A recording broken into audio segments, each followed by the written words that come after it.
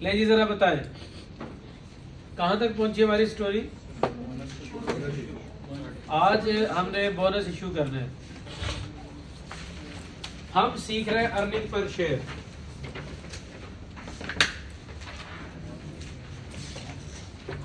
Earning per share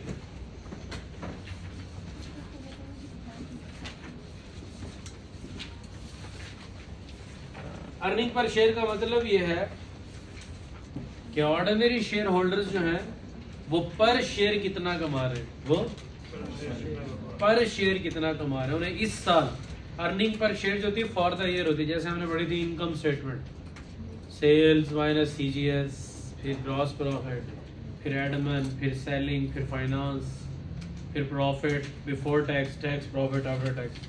तो हमने पढ़ा है कि जब हम स्टेटमेंट ऑफ कम्प्रिहेंसिव इनकम लिखते हैं ना, तो हम लिखते हैं कंपनी का नाम, फिर लिखते हैं स्टेटमेंट ऑफ कम्प्रिहेंसिव इनकम और नीचे लिखते हैं फॉर द ईयर। तो प्रॉफिट भी फॉर द ईयर होता है, अर्निंग्स भी फॉर द ईयर होती है कि इस साल पर शेयर उन्होंने कितना कमाया। तो हमने कहा था इसका फार्मूला क्या बनता है हमारे पास, profit after tax minus preference dividend और फिर डिवाइड करना हमने एवरेज नंबर ऑफ शेयर्स। ये हमारा फार्मूला। हमने कहा था अर्निंग्स जो है वो हम प्रॉफिट आफ्टर टैक्स लेते हैं और जो आपके ऑपरेशंस हैं वो कंटिन्यूड भी हो सकते हैं और डिसकंटिन्यूड भी हो सकते हैं। तो अगर आपने 4 फैक्ट्रीज थी, एक बंद कर दी, 3 चल रही हैं, तो जो बंद कर दी ऑपरेशन उनकी ईपीएस अलग बताएं और जो चल रहे हैं उनकी ईपीएस अलग से बताएं। ठीक है भैया। फिर हमने भी कहा था कि अगर प्रेफरेंस डिविडेंड हो तो उसको कंटिन्यूड ऑपरेशन से लेस करवाना है, डिसकंटिन्यूड से लेस नहीं करवाना। फिर हमने ये भी सीखा था कि अगर प्रेफरेंस शेयर होल्डर है, प्रेफरेंस शेयर्स पर प्रेफरेंस डिविडेंड दे रहे हैं, तो अगर प्रेफरेंस शेयर्स डेट क्लासिफाई हुए हैं तो फिर हम यहाँ से लेस नहीं करवाते। लेकिन अगर प्रेफरेंस शेयर्स इक्विटी क्लासिफाई हुए हैं तो फिर यहाँ से लेस करवाते हैं, क्योंकि अगर डेट हुआ तो उस पर अगर आपने कोई प्रेफरेंस डिविडेंड पे किया होगा तो वो पीएनएल में as a finance cost less हो चुका है, तो दोबारा यहाँ से लेस नहीं करवाते। सही है दोस्त। फिर हमने एक वो बात सीखी थी कि एक रिडीमेबल होता है, इरिडीमेबल। रिडीमेबल जो होता है वो डेट क्लासिफाई होता है और जो इरिडीमेबल होता है वो इक्विटी क्लासिफाई होता है। कन्वर्टेबल इक्विटी क्लासिफाई होता है। फिर हमने कहा था कम्युलेटिव प्रेफरेंस शेयर्स भी होते हैं, नॉन कम्युलेटिव भी होते हैं। कम्युलेटिव में डिविडेंड डिक्लेयर हो या ना हो लेस होगा, लेकिन नॉन कम्युलेटिव में अगर डिविडेंड डिक्लेयर नहीं हुआ तो लेस नहीं होगा, डिक्लेयर होगा तो लेस होगा। यहाँ से प्रेफरेंस डिविडेंड ये जो लेस करवा रहे हैं अगर कम्युलेटिव है तो डिक्लेयर हो या ना हो लेस होगा, और अगर नॉन कम्युलेटिव है तो डिक्लेयर होगा तो लेस होगा, अदरवाइज लेस नहीं होगा। और हमने क्या सीखा था कि हमारे पास अगर ओपनिंग शेयर्स 1 लाख हो और ड्यूरिंग द ईयर कोई नए शेयर इशू ना हो और क्लोजिंग पे 1 लाख हो तो हर नई सुबह शेयर्स कितने होंगे, 1 लाख। हर नई सुबह कितने शेयर्स होंगे, 1 लाख। पूरे साल हर दिन एवरेज क्या रहेगी, 1 लाख। अगर ओपनिंग में 1 लाख शेयर्स हो और ड्यूरिंग द ईयर आप एक भी शेयर इशू ना करें तो हर सुबह कितने शेयर्स होंगे, 1 लाख। तो पूरा साल हर दिन आपके शेयर्स और कितने रहेंगे, 1 लाख। लेकिन अगर आपके 1 जनवरी को 1 लाख हो, 1 जुलाई को आप 1 लाख शेयर और इशू कर दें, तो पहले 6 महीने तो हर सुबह 1 लाख शेयर्स थे, लेकिन जुलाई 1 से ऑनवर्ड तो वो अब 2 लाख पर डे होंगे। अब आखिरी 6 महीने में हर रोज 2 लाख है, पहले 6 महीने में हर रोज 1 लाख है, तो फिर हम क्या कैलकुलेट करेंगे, एवरेज लेंगे पूरे साल की। सही है दोस्त। और फिर हमने कहा था जी कि वो चीजें जिनसे हमारा डिनोमिनेटर चेंज होता है उनमें से एक चीज हमारे पास कौन सी थी, issue of shares at full market price. अगर आप फुल मार्केट प्राइस पर शेयर इशू करते हैं तो 10 रुपए का शेयर है, 15 का शेयर आप 15 पे इशू कर रहे हैं तो आप किसी को कोई बेनिफिट नहीं दे रहे। तो जिस डेट को शेयर इशू करेंगे उस डेट से ऑनवर्ड आप क्या करेंगे भैया, उस पर टाइम फ्रैक्शन अप्लाई करेंगे एवरेज करने के लिए। यही सीखा था ना। अब हमारे पास है बोनस इशू। बोनस इशू के बारे में हमारी क्लास में थोड़ी सी बात हो गई थी। हमने कहा बोनस इशू वो होते हैं जिसमें आप शेयर्स मुफ्त में इशू करते हैं। बोनस इश्यू में जब शेयर्स मुफ्त में इश्यू होते हैं तो एक ऐसा आदमी जिससे कंपनी का ताल्लुक ही नहीं है उसको मुफ्त में शेयर इश्यू क्यों करेंगे हम? इसका मतलब है बोनस इश्यू हमेशा एग्जिस्टिंग शेयर होल्डर्स को होता है। बोनस इश्यू हमेशा किसको होता है? एग्जिस्टिंग शेयर होल्डर्स को हमें इश्यू करता है बोनस इश्यू। और यही पढ़ा था ना? ओके। बोनस शेयर हमेशा किसको इश्यू होता है? एग्जिस्टिंग शेयर होल्डर्स को। लेकिन होते मुफ्त में, होते किसमें? मुफ्ते में। और फिर हमने कहा जब कोई शेयर्स आप मुफ्ते में इश्यू करें तो ऐसा होता है जैसे ये शेयर्स हमेशा से हमारे साथ थे। ये शेयर्स क्या थे? हमेशा से हमारे साथ थे। अगर आप ये बात करते हैं कि शेयर्स हमेशा से हमारे साथ थे तो आप इसको सिर्फ फ्यूचर पे अप्लाई नहीं करेंगे बल्कि इसको पास्ट में भी अप्लाई करेंगे। ठीक है भाई, पास्ट में भी इसके इफेक्ट को कंसीडर करेंगे। ये ऐसा ही है जैसे हमेशा से अगर पिछले साल का ईपीएस दी हुई है तो उसको भी हम क्या करेंगे? रीस्टेट करेंगे। सही है दोस्त? अब इसको देख लेते हैं एग्जांपल के साथ बोनस इश्यू को। बोनस फ्रैक्शन का क्या फार्मूला पढ़ा था हमने?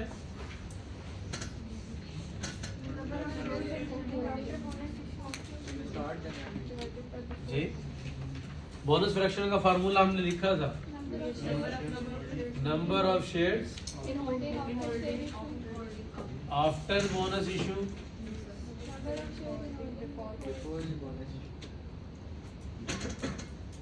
ये हमारी बोनस फ्रैक्शन कहलाती है। Number of shares after bonus issue, number of shares before bonus issue.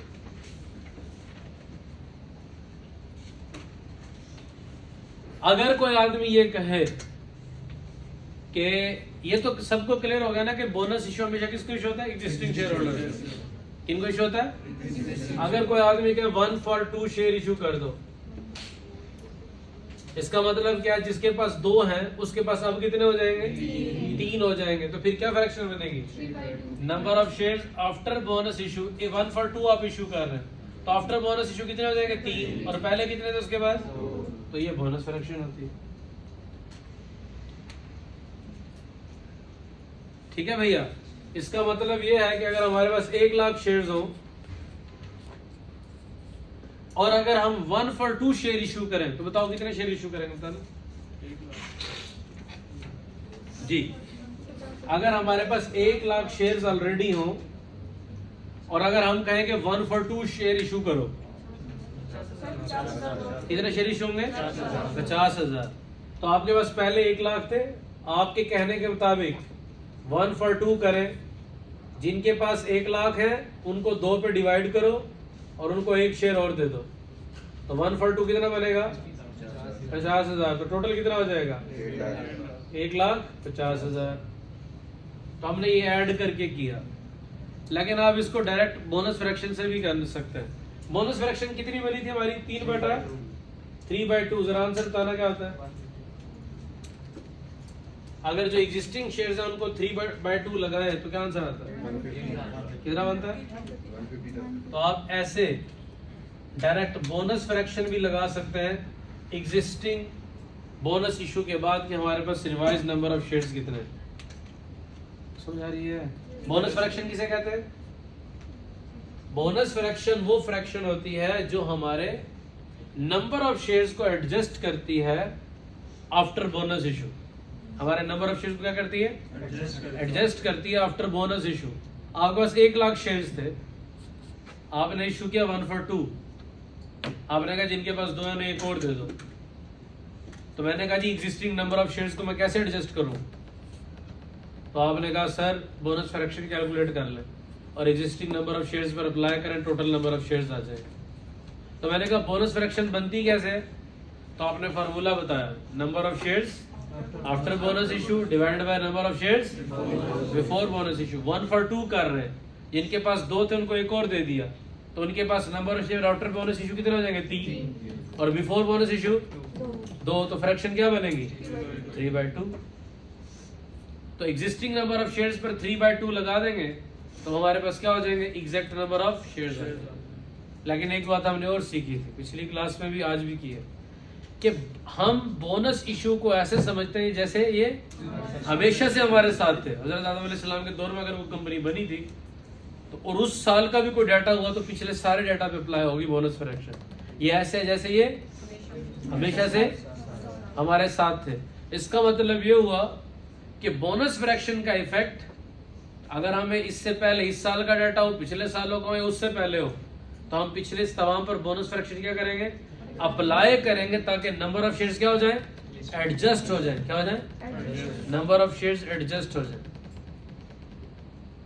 Number of shares क्यों एडजस्ट कर रहे हैं? क्योंकि हमने ये अज्यूम किया है कि ये हमेशा से हमारे साथ है। और नंबर ऑफ शेयर्स बोनस की वजह से एडजस्ट करने का तरीका क्या है कि बोनस फ्रैक्शन निकाल लें। क्या निकाल लें? और बोनस फ्रैक्शन को किस पर अप्लाई कर दे, नंबर ऑफ शेयर्स पर अप्लाई कर दे। पास्ट पे भी, उससे पिछले साल, उससे पिछले साल, जस्ट बोनस फ्रैक्शन अप्लाई करेंगे तो उन शेयर्स में इफेक्ट आ जाएगा बोनस शेयर्स का। क्या आ जाएगा? और वो बात भी हमारी पूरी हो जाएगी कि ये ऐसा थे जैसे हमेशा से हमारे साथ। अब इसको एग्जांपल से दोबारा रिकॉल करते हैं, दोबारा प्रैक्टिस करते हैं। पेज नंबर 56 देखें।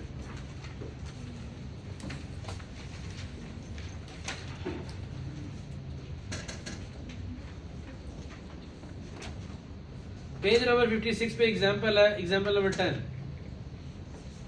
वो कहता है, an entity had 1 million share in issue on 1 January 2021।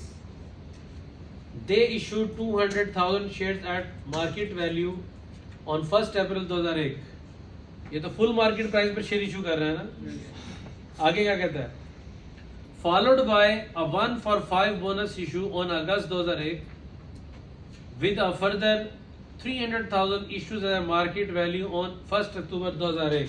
3 share issue कर रहा है वो। कितने कर रहा है भैया? 3 शेयर इशू कर रहा है। एक 1 अप्रैल को,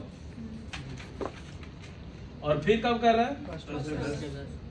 1 अगस्त को। फिर कब कर रहा है? 1 अक्टूबर को। किसी को क्वेश्चन पे एतराज? बोलो भाई। कि जो आप शेयर इशू किया, हमने 3 डेट्स पर शेयर इशू किए, किसी को एतराज?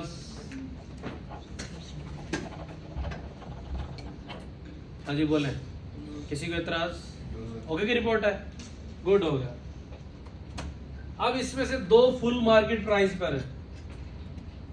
पहला भी फुल मार्केट पे है, तीसरा भी फुल मार्केट पे है, मार्केट प्राइस पे। लेकिन दरमियान वाला कौन सा है? बोनस इशू है। और कितना बोनस इशू है? 1-for-5। जिनके पास 5 है उनको 1 शेयर और दे दो। यही था ना। अब हमने average number of shares calculate करना है। तो हमने वर्किंग सीखी थी एवरेज नंबर ऑफ शेयर्स की। Working number 1, average number of shares. सबसे पहले कौन सा कॉलम बनाया था हमने? हेड, फिर शेयर्स, फिर टाइम फ्रैक्शन, अदर फ्रैक्शन और एवरेज नंबर ऑफ शेयर्स। ले जी, साल कब शुरू हुआ? 1 जनवरी को शुरू हुआ। कितने शेयर्स थे जी? 2 लाख वाला चाय पी के आ जाए, नशा चढ़ा हुआ। 1 जनवरी को बताओ कितने मिलियन शेयर्स हैं? 1 मिलियन शेयर्स है। उसके बाद कब शेयर इशू किया आपने? 1 अप्रैल को। कितने? 2 लाख। 2 लाइनें छोड़ के अगला इशू कब है? 1 अगस्त को। कितने शेयर इशू किए? 1-for-5। तो यहां तक कितना बनता है टोटल? 12 लाख। तो जिनके पास 5 है उनको 1 दे दो, 1.2 million. 1-for-5 divided by 5 multiplied by 1 कितना? 2,40,000। और आखिरी इशू किस डेट को हुआ?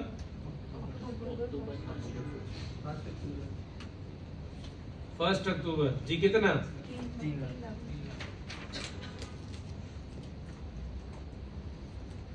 ले जी बोले। क्वेश्चन को पढ़े और बताए कि क्वेश्चन के एतबार से यही डेटा ना जिनको हमने शेयर इशू किए थे। बस एक हमने कैलकुलेट किया 1 for 5। उसने कहा जिनके पास 5 है उन्हें 1 दे दो। तो हम देखेंगे ओपनिंग 1 मिलियन, अप्रैल में 2 लाख इशू किए, तो 1 अगस्त तक ये 1.2 मिलियन हो चुके थे। तो 1.2 मिलियन अगर थे तो उन्होंने कहा 1 for 5 दे दो। तो 1.2 मिलियन 5 वाले ढूंढो कितने, तो 1.2 मिलियन को 5 से डिवाइड करेंगे और उनको एक एक शेयर पकड़ा देंगे। तो न्यू शेयर कितने बनेंगे 240 और फिर आखिर में कितने भैया 3 लाख। जरा क्वेश्चन को पढ़े और देखें कि डेट और नंबर ऑफ शेयर्स ठीक है। एग्जाम्पल 10 जरा दोबारा पढ़े। एग्जाम्पल नंबर 10 की रीडिंग करें और देखें डेट और नंबर ऑफ शेयर समझ आते हैं।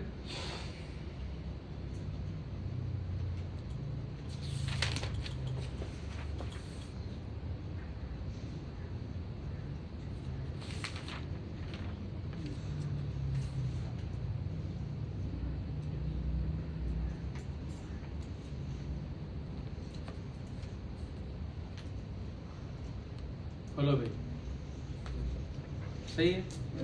डेट और नंबर ऑफ शेयर्स पे किसी को एतराज? खान साहब कितनी बातें समझ आई इसमें से? डेट समझ आई है, नंबर ऑफ शेयर समझ आए, ओपनिंग 1 मिलियन लिखे हुए हैं, फिर आपने 1 अप्रैल को 2 लाख इशू किए क्वेश्चन में, ये तो समझ आई है। फिर वो कहता 1 for 5 दे दो, तो 1.2 मिलियन को 5 से डिवाइड किया तो जितने बंदे थे 5 वाले आ गए, उनको एक एक पकड़ा दिया। वो कितने बने 2,40,000। और फिर किस डेट को इशू किए 3 लाख। अब मैंने कैलकुलेट करना है पूरे साल के एवरेज नंबर ऑफ शेयर्स। क्या कैलकुलेट करना है? अब ये तो डिफरेंट डेट्स पर है, तो एवरेज नंबर ऑफ शेयर्स के लिए हम क्या अप्लाई करते हैं? टाइम फ्रैक्शन लगाते हैं। बताएं जी 1 जनवरी से 1 अप्रैल कितने महीने बनते हैं? 3/12। थोड़ा शैम्पू इस्तेमाल किया। ओके, उसके बाद आपके पास नए शेयर इशू किया आपने और कितने हो गए 1.2 मिलियन। तो बताएं 1 अप्रैल से 1 अगस्त कितने बनेंगे? 4/12। अप्रैल, मई, जून, जुलाई, ठीक है। अब आपने यहाँ बोनस इशू किया था, तो नंबर ऑफ शेयर्स कितने हो जाएंगे? 14,40,000। और अगली डेट का 1 अक्टूबर, तो ये 14,40,000 कितने महीने रहेंगे? 2 महीने, 2/12। और फिर आपके 1 अक्टूबर को हो गए कितने शेयर्स? 3 लाख तो इशू किए थे, टोटल कितने हो गए? 17,40,000। अक्टूबर, नवंबर, दिसंबर, कितने महीने ये रहेंगे? 3/12। जब ये साल शुरू हुआ 1 मिलियन शेयर्स थे, लेकिन 1 अप्रैल को 2 लाख और इशू कर दिए। तो जनवरी, फरवरी, मार्च में तो तीन महीने हमारे पास 1 मिलियन शेयर रहे। फिर हमने 2 लाख और इशू किया, तो वो कितने हो गए 1.2 मिलियन। लेकिन 1.2 मिलियन में कितने महीने रहे? अप्रैल, मई, जून, जुलाई, 4 महीने। तो 4/12 की एवरेज आ जाएगी। फिर ये शेयर्स 2,40,000 हमने इशू किए थे बोनस, और ये हो गए 14,40,000। लेकिन 1 अगस्त को इशू किए, 1 अक्टूबर को और इशू हो रहा, तो अक्टूबर, 1 अगस्त और सितंबर 2 महीने ये रहे। और फिर आपने 1 अक्टूबर को फर्दर शेयर इशू कर दिए, कितने? 3 लाख। और ये कितने हो गए? 17 लाख। और ये कितने महीने रहे? अक्टूबर, नवंबर, दिसंबर। किसी को डेट पर, नंबर ऑफ शेयर्स पर और एवरेज कैलकुलेट करने के लिए टाइम फ्रैक्शन की कैलकुलेशन या टाइम फ्रैक्शन को अप्लाई करने पे एतराज है तो पूछ लें। बेटा आपकी पहली क्लास है, फिर पिछली क्लास में ये बात हुई थी ना, पढ़े थे घर जाके? फिर मैं 5 छुट्टियों में नहीं पढ़ी ना। टाइम फ्रैक्शन बेटा लगाना कितने शेयर्स कितने महीने के लिए रहे। पहले 3 महीने कितने शेयर रहे? 1 मिलियन। अभी क्लास शुरू होते हुए भी मैंने कहा था कि भाई अगर आपके पास शेयर्स आ रहे हैं पूरा साल 1 लाख, जनवरी 1 को भी 1 लाख है, दिसंबर 31 पे भी 1 लाख है, तो पूरे साल कितने रहेंगे? 1 लाख। ठीक है भैया। लेकिन अगर आप 1 जुलाई को नए शेयर इशू कर देंगे तो पहले 6 महीने तो 1 लाख रहेंगे, लेकिन 1 जुलाई से ऑनवर्ड तब्दील होंगे। तो जब जनवरी को जब हमने 1 मिलियन इशू किया तो 1 मिलियन रहेगा, लेकिन वो चेंज कब हुआ? 1 अप्रैल को। तो 1 मिलियन शेयर कितने महीने रहे पूरे साल में से? 3 महीने, तो 3/12। जब ये 1.2 मिलियन हो गया तो अप्रैल 1 से अगस्त 1 तक कितने महीने रहे? 4 महीने, उसके बाद फिर नंबर ऑफ शेयर चेंज हो गए। अगस्त और सितंबर गुजरा था तो 1 अक्टूबर को और शेयर हो गए, तो नंबर ऑफ शेयर चेंज हो गए। तो जो ही नंबर ऑफ शेयर चेंज होंगे तो हम देखेंगे कि रिमेनिंग पीरियड के लिए वो कब तक इतने महीने रहे। तो अगर महीने ऐड करते जाएंगे तो महीने तो फिर 12 से बढ़ जाएंगे। तो हर कैटेगरी पर जहां भी आप नए शेयर इशू करेंगे तो आप देखेंगे कि कितने महीने करे, इतने शेयर्स रहे। 1 मिलियन कितने महीनों के लिए रहे? 3 माह के लिए। फिर वो हो गया 1.2 मिलियन, तो 1.2 मिलियन कितने महीनों के लिए रहे?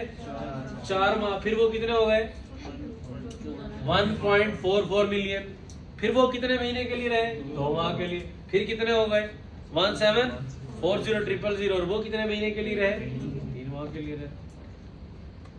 तो हमने देखना है अगर 1 लाख शेयर्स है, पूरे साल कोई शेयर इशू नहीं किए, तो 1 लाख मल्टीप्लाइड बाय 12/12। समझ आ रही है भैया?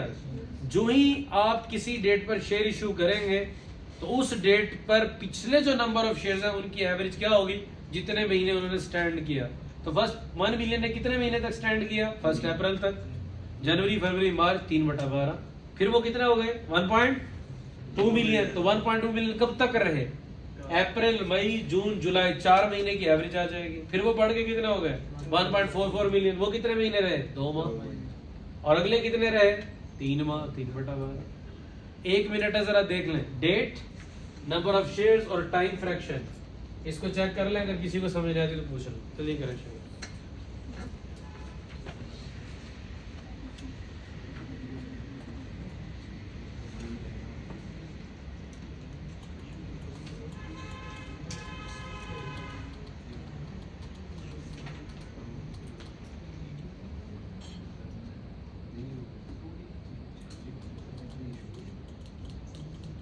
हाँ जी, पूछ ले, क्या सवाल है बेटा? तेरे नाम? महीने के दरमियान हो जाए फ्रैक्शन ले लेंगे 1.5।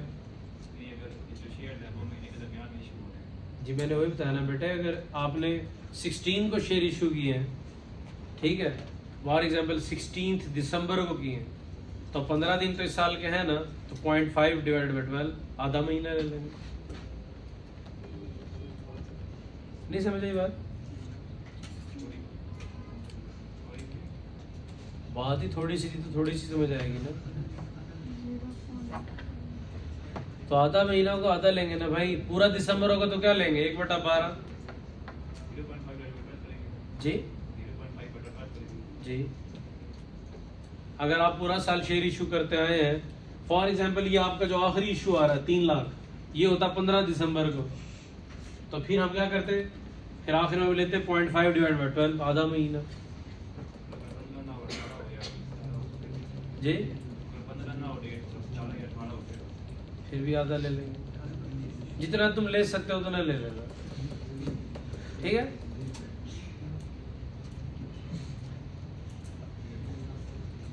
ऐसा नहीं करता नॉर्मल एग्जाम्स में, राउंड फिगर ही देता है, ठीक है? बहुत ज्यादा परेशानी हो तो राउंड ले लेना, कैलकुलेट कर लेना डेज के एतबार से।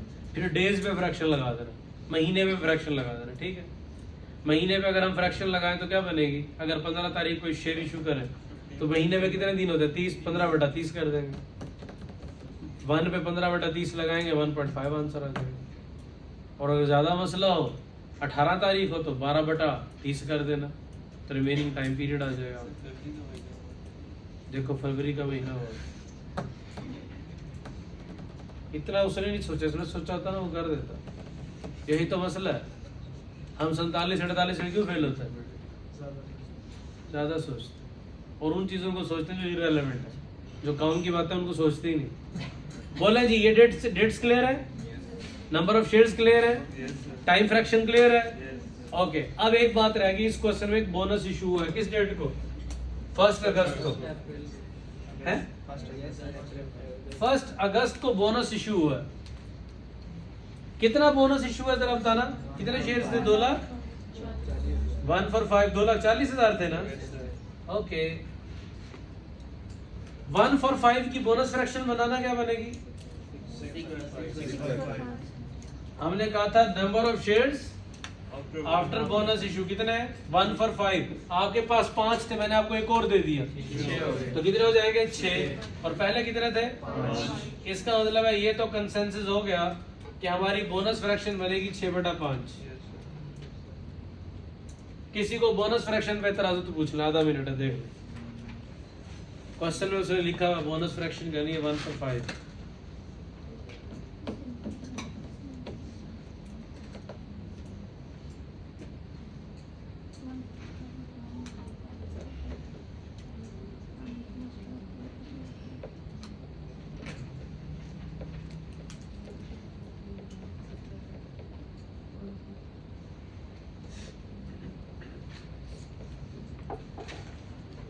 बोले जी बोनस फ्रैक्शन से नंबर ऑफ शेयर्स कम होंगे या ज्यादा? Bonus of fraction, bonus issue से अगर आपको कोई आदमी आपके 5 के बदले 1 शेयर और दे दे तो आपके पास शेयर कम होंगे या ज्यादा? ज्यादा होंगे। तो बोनस आपने क्या कहा कि 1 for 5 इशू करो, जिनके पास 5 थे उन्हें कितने देना भैया शेयर्स? तो उनके पास अगर पहले से शेयर्स किसी के पास 100 शेयर्स हो तो उसके और बोनस फ्रैक्शन लगाएं 6/5 तो कितना आंसर आएगा बताना? 120। और वैसे भी मैं कैलकुलेट करना चाहूं अगर एक्स्ट्रा शेयर तो मैं कहता हूं जिनके पास 100 है उनको 1/5 दे दो 1 for 5 तो कितना बनेगा 20। तो 20 ये 20 ये तो अल्टीमेटली कितना बनता है 120। तो नंबर ऑफ शेयर्स पर अगर आप बोनस फ्रैक्शन लगा दें तो आपके पास नंबर ऑफ शेयर्स आ जाते हैं आफ्टर बोनस इशू। अगर मैं बोनस फ्रैक्शन लगा दूं तो मेरे पास क्या आते हैं शेयर्स आफ्टर बोनस इशू। अच्छा, जिस दिन आपको बोनस इशू हुए हैं उस दिन आपके पास शेयर्स कितने हैं? जिनके पास 100 था उनको 1 शेयर और दे दो 1 for 5। तो जिनके पास 100 थे उनके पास कितने हो गए 120। क्या इस 120 को फर्दर बढ़ाने की जरूरत है? मैंने कहा था आप सबके पास थे 100 शेयर्स, मैंने कहा बोनस इशू कर दो 1 for 5। कितना कर दो? आपके पास 100 शेयर्स थे, आपको 1 for 5 किया तो आपको कितने मिलेंगे एक्स्ट्रा 20 और आपके पास एग्जैक्टली कितने हो गए 120। क्या जिस डेट को आपके पास एग्जैक्टली 120 है 100 के बदले 100 मिले 20 मिले 120, क्या इस 120 को फर्दर बढ़ाने की जरूरत है? बताओ ना, मुश्किल सवाल है क्या भाई? आपको मैंने कहा 1 for 5 शेयर इशू करने, आपके पास 100 थे 1 for 5 मैंने आपको इशू कर दिए। अब आपके पास 100 नहीं है बल्कि अब आप कितने हो जाएंगे 120 एग्जैक्ट नंबर ऑफ शेयर्स है। इसको क्या बढ़ाने की जरूरत है? ये तो एग्जैक्ट है, इसमें तो कोई गलती नहीं, ये कम तो नहीं है। अच्छा, bonus fraction number of shares को बढ़ाती है कम करती है? नहीं पता चला ना सुबह से, नहीं पता चला ना बेटे? हाँ, क्या बोनस फ्रैक्शन क्या करती है? बढ़ा देती है ना। अच्छा मुझे बताओ, आपके पास 100 शेयर्स थे, मैंने आपको 20 इशू किए और आंसर आ गया 120। क्या इसमें मुझे बोनस फ्रैक्शन लगानी चाहिए 120 पे?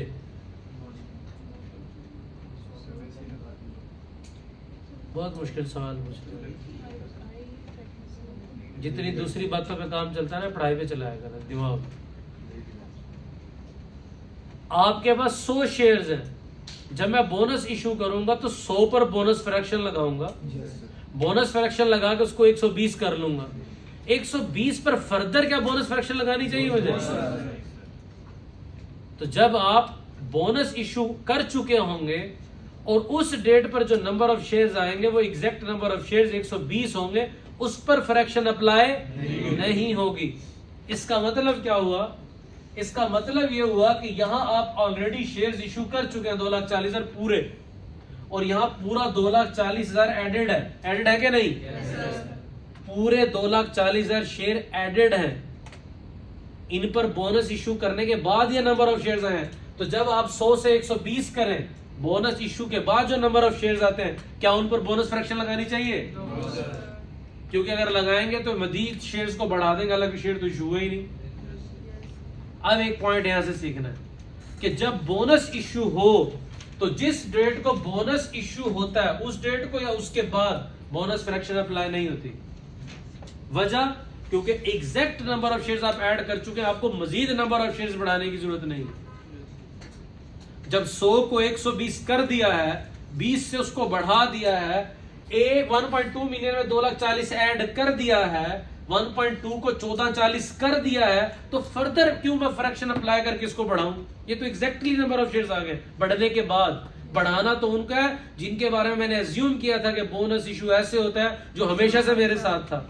तो बोनस फ्रैक्शन हमेशा पास्ट पर अप्लाई होती है, करंट और फ्यूचर में अप्लाई नहीं होती, क्योंकि करंटली और फ्यूचर में आप नंबर ऑफ शेयर्स पूरे ऐड कर चुके हैं। और बोनस इशू ऐसे होता है जैसे हमेशा से हमारे साथ था, तो आज तो ऐड हो चुके हैं, हमेशा से हमारे साथ था, पिछलों में ऐड नहीं हुआ, तो पिछलों पे बोनस फ्रैक्शन लगती है, आज या फ्यूचर पर बोनस फ्रैक्शन नहीं लगती, क्योंकि आज में ऐड हो चुका है और आज ऐड हो चुका तो फ्यूचर में भी एडेड रहेगा। ये पॉइंट लिख लें, बोनस फ्रैक्शन वाला। ये फ्रैक्शन सिर्फ पास्ट में अप्लाई होती है, करंटली पूरे शेयर ऐड होते हैं तो ना करंटली अप्लाई होगी ना फ्यूचर में अप्लाई होगी, सिर्फ पास्ट पर बोनस फ्रैक्शन अप्लाई होती है।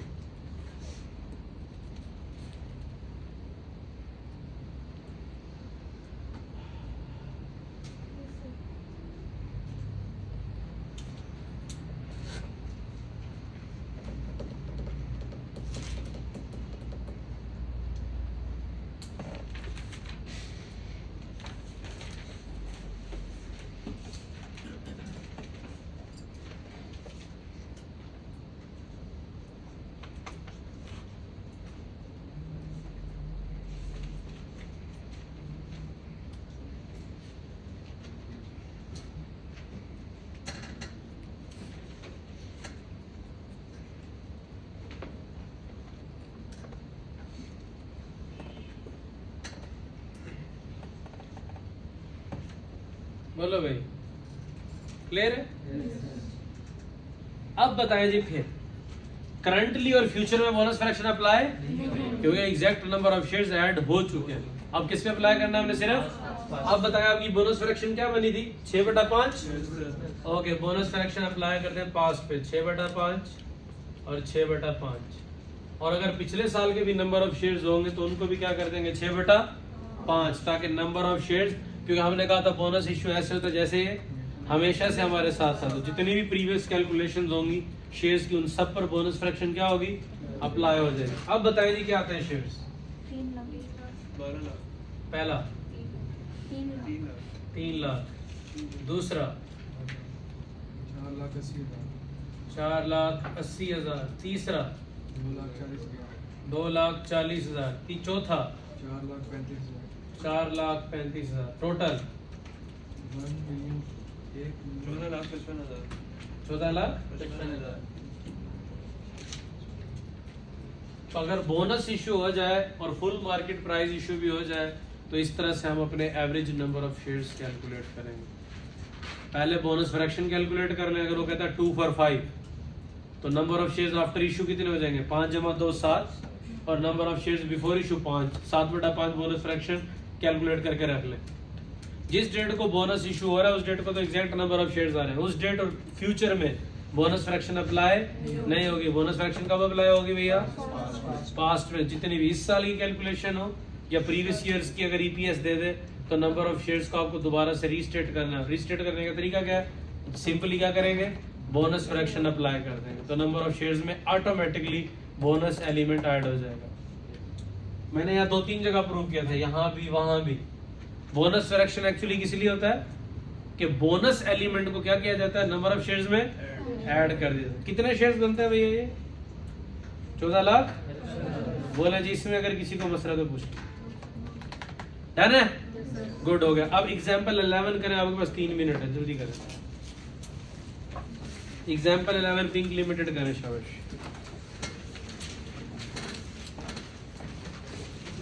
अटेंडेंस हो गई? अटेंडेंस लगाओ।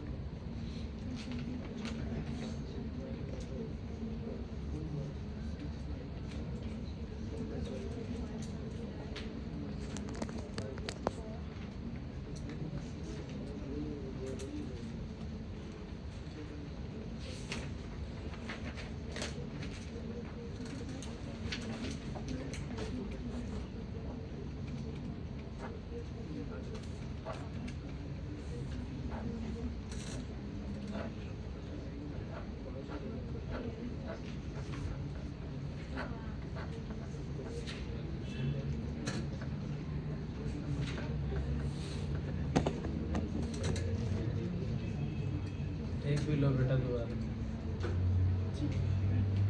ठीक है।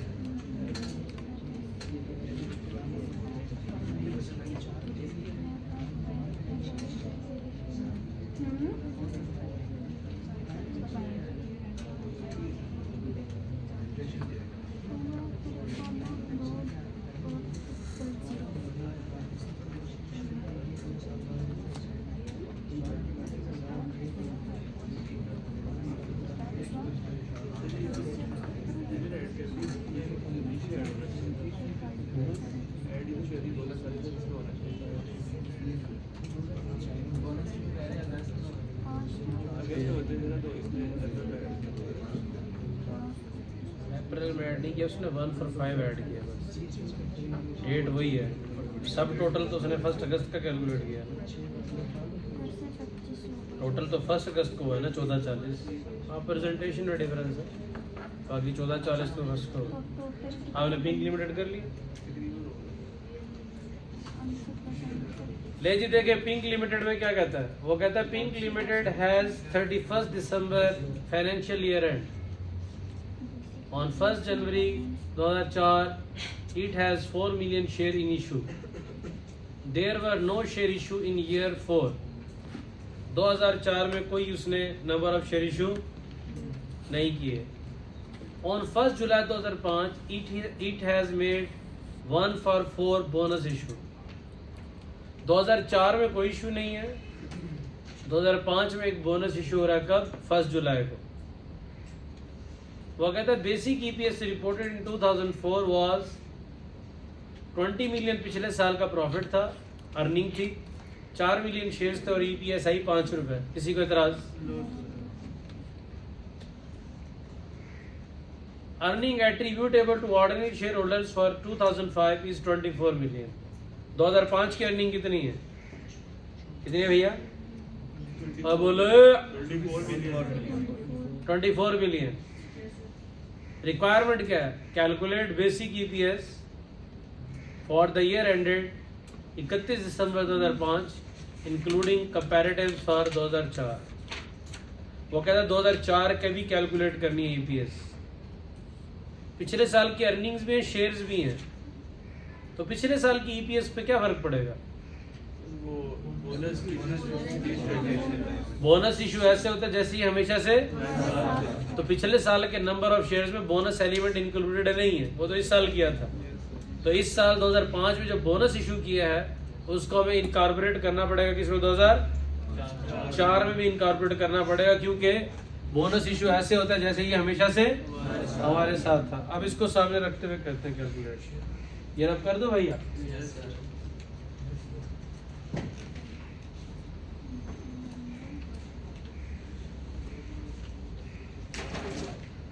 ले जी, हमारे पास 2 सालों की ईपीएस कैलकुलेट करनी है हमने। कौन कौन से साल की? 2004 2005। एक है हमारे पास 2004,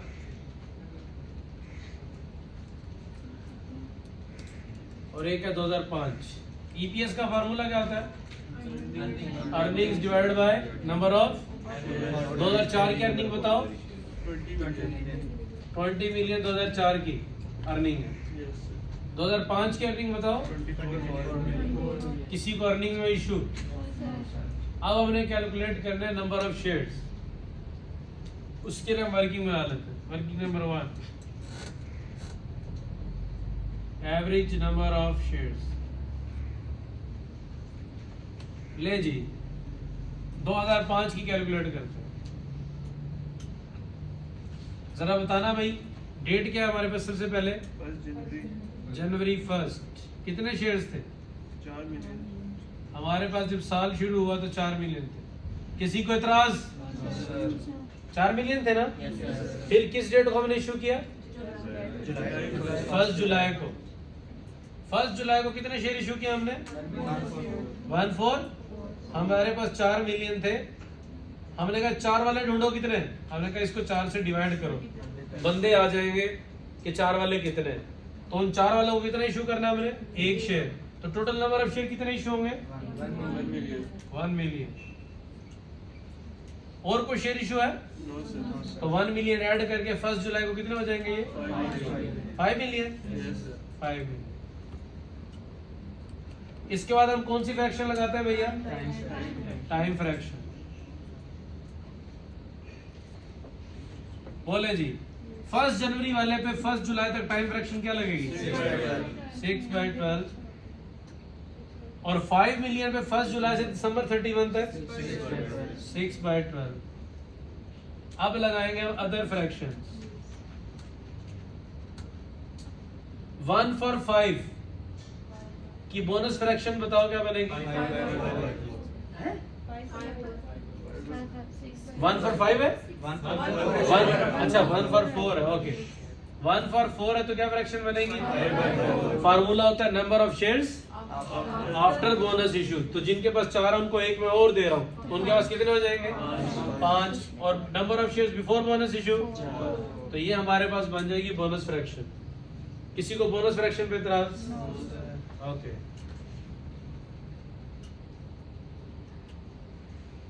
लो जी। और अभी हमने सीखा था कि बोनस फ्रैक्शन हमेशा पास्ट पर अप्लाई होती है। किस पर? करंटली और फ्यूचर में अप्लाई, क्योंकि करंटली तो आप exact number of shares add कर रहे हैं। बोनस शेयर्स 1 for 5, 4 मिलियन का 1/4, 1 मिलियन ऐड कर रहे हैं एग्जैक्टली। तो इसको बढ़ाने की जरूरत नहीं, ये तो बढ़ चुका है। बढ़ाने की जरूरत है पास्ट को बोनस फ्रैक्शन से। तो वो कितनी है बोनस फ्रैक्शन? 5/4। बताइए जी, फिर average number of shares 2.5 million जी 2.5 मिलियन। ओके, और इस पर तो फ्रैक्शन लगेगी नहीं, क्योंकि ये तो करंट है, प्रेजेंट है, आज ही शेयर इशू किए, तो वो तो ऐड हो चुके हैं। इस पर लगाए 6/12 2.5 million. Average number of shares बताओ? 5 मिलियन। और वैसे भी आपके पास टोटल नंबर ऑफ शेयर्स कितने हैं? 5 मिलियन। कितने शेयर्स हैं? 5 मिलियन। सही है दोस्त? अगर ये बोनस इशू ना होता फिर क्या आंसर आता नंबर ऑफ शेयर्स का? पहले हमारे पास 4 मिलियन थे। 4 मिलियन को 6/12 करो, कितना बनता है? 2 मिलियन। और फिर 1 मिलियन और इशू किया तो 5 मिलियन हो गया। 5 मिलियन को जरा 6/12 करो, कितना होगा?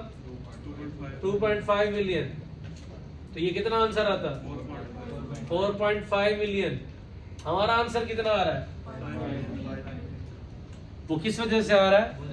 बोनस फ्रैक्शन की वजह से। क्योंकि उसका मतलब ये है कि भाई आपके पास थे 4 मिलियन, लेकिन आपने 1 मिलियन इशू किया बोनस इशू, और 1 मिलियन ऐसे होता है जैसे हमेशा से हमारे साथ था, तो आखिरी 6 माह पे भी अप्लाई होगा, पहले 6 माह पे भी अप्लाई होगा, तो इसलिए वो 4 से कितना हो गया, 5 मिलियन हो गया। और समझ आ रही है ये बात? तो बोनस फ्रैक्शन ऐसी होती है जैसे ये हमेशा से हमारे साथ थे। तो एवरेज नंबर ऑफ शेयर्स आपके आ चुके हैं, अप्लाई करें बस। 2005 earning divided by average number of shares working number 1 कितना आता है आंसर? 4.8 रुपीज 4.8 पर शेयर। यहाँ कितनी अर्निंग है? 20 मिलियन। पिछले साल के नंबर ऑफ शेयर्स बताना 4 मिलियन। और हमने कहा था कि बोनस इशू का मतलब होता है ये शेयर्स हमेशा से हमारे साथ थे। पिछले साल के शेयर्स 4 मिलियन, लेकिन उनमें बोनस ऐड नहीं हुआ हुआ, और बोनस ऐड करने का सबसे आसान तरीका क्या है? उससे बोनस फ्रैक्शन से मल्टीप्लाई कर दें। तो बोनस फ्रैक्शन क्या निकाली थी आपने? 5/4 कर दें। अब बताएं जी रिवाइज आंसर क्या आता है? सर सारे का 100 कितना? रुपीज। किसी को इतराज? कोई रिपोर्ट? क्वेश्चन में देखो रिवाइज डीपीएस 2004 की कितनी आ रही है? 4 रुपये आ रही है ना? ओके।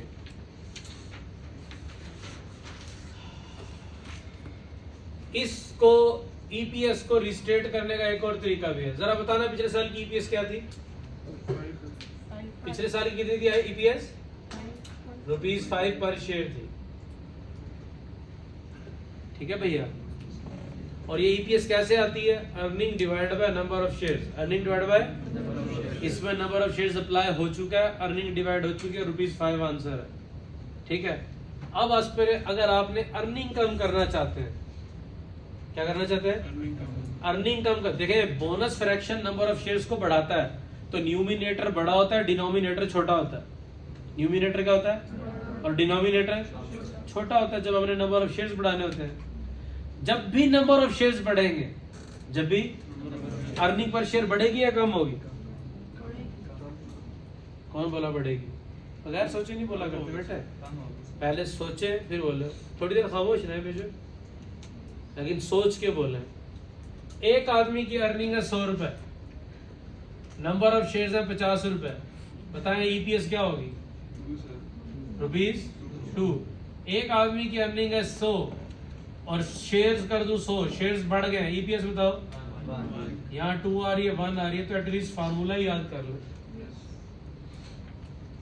डिनोमिनेटर बढ़ने से आंसर हमेशा कम होता है। डिनोमिनेटर बढ़ने से आंसर हमेशा क्या होता है? कम होता है ना। तो बोनस इश्यू से शेयर्स बढ़ते हैं कम होते हैं? बोनस इश्यू से नंबर ऑफ शेयर्स कम होते हैं ज्यादा होते हैं? नंबर ऑफ शेयर्स बढ़ते हैं। तो नंबर ऑफ शेयर्स जो होता है वो ईपीएस के फार्मूले में डिनोमिनेटर है। डिनोमिनेटर बढ़ेगा तो ईपीएस हमेशा क्या होगी? कम होगी। पिछले साल में नंबर ऑफ शेयर्स रीस्टेट करने, वजह बोनस एलिमेंट है। तो जब मैं बोनस फ्रैक्शन अप्लाई करूंगा पिछले साल के नंबर ऑफ शेयर्स पे, तो नंबर ऑफ शेयर्स बढ़ेंगे या कम होंगे?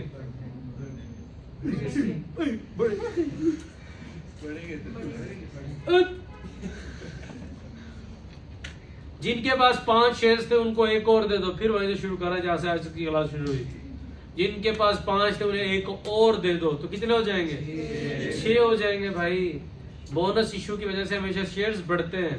बोनस इशू की वजह से हमेशा शेयर्स बढ़ते हैं। ये 1,00,100 शेयर से बोनस फ्रैक्शन लगाई 120 हो गए। ये 1,00,000 थे, बोनस फ्रैक्शन लगाई 1,50,000 हो गए। तो बोनस की वजह से हमेशा शेयर्स बढ़ते हैं। लेकिन फिर 2 मिनट बाद पूछूंगा कि नंबर ऑफ शेयर्स बढ़ते हैं कब? जुबान से भी बोलना कि नंबर ऑफ शेयर्स बढ़ते हैं या कम होते हैं। अब बताओ जी, बोनस इशू की वजह से नंबर ऑफ शेयर्स बढ़ते हैं या कम होते हैं? बढ़ते हैं। पिछले साल 4 मिलियन थे और हमने कहा था बोनस शेयर्स ऐसे होते हैं जैसे हमेशा से हमारे साथ थे। ठीक है भैया। तो जब उसको हम पिछले साल के शेयर्स में ऐड करेंगे तो डिनोमिनेटर बढ़ेगा। क्या होगा? डिनोमिनेटर बढ़ेगा तो आंसर क्या हो जाएगा? सही है दोस्त? इसका ये भी तरीका होता है कि अगर पिछले साल की EPS they they, number of shares divide कर चुके हैं, तो फिर आप सिंपली बोनस फ्रैक्शन को अप्लाई कर दें उल्टा करके। अब बताना आंसर क्या आता है?